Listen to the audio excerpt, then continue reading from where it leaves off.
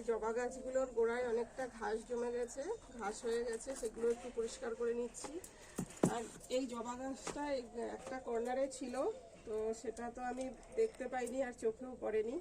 তো দেখুন গাছটার মধ্যে কীরকম পোকা লেগেছে, এই যে একদম সাদা পোকা, এই যে এগুলো হচ্ছে সাদা মাছি, একদম কুড়ির বোটার মধ্যে ধরেছে। এই যে দেখুন কি অবস্থা, এই যে।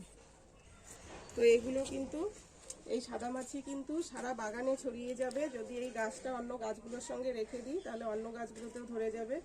সেই জন্য আমি এই গাছগুলো কি করব, মাথাগুলো সব কিন্তু কেটে দেব। এইভাবে সব কেটে দিয়ে আমি একটা ওষুধ স্প্রে করে দেবো। আর এখন তো জবার সিজন মোটামুটি শেষের পথে। বর্ষাকালে জবাটা যত ভালো হয়, শীতকালে কিন্তু অত ভালো জবা ফোটে না। গাছটা আমার বেঁচে যাবে। আর এই পোকা যদি লেগে থাকে তাহলে কিন্তু গাছ একদম খেয়ে ফেলবে আর গাছটা একদম মরে যাবে। আর এই পোকা কিন্তু গাছের ডগার মধ্যেই ধরে, মানে একদম কচি পাতাটাকে দিয়েই খাওয়া শুরু করে। এখন আমার কাটা হয়ে গেছে, এখন আমি এই গাছটাকে একটু ওষুধ স্প্রে করবো। মানে 1 লিটার জল নিয়ে নিচ্ছি। 1 লিটার জল দিয়ে কিন্তু অনেকগুলো গাছেই স্প্রে করা যাবে। আর এখান থেকে আমি পরিমাণ মতো মোটামুটি 15-20 ফোঁটার মতো নিয়ে নিলাম। নিয়ে এখন একটু এভাবে ঝাঁকিয়ে নেব। স্প্রেয়ার যে মেশিনটা আছে, স্প্রেয়ারটা দিয়ে আমি স্প্রে করব। এটার মধ্যে দিয়ে দিলাম।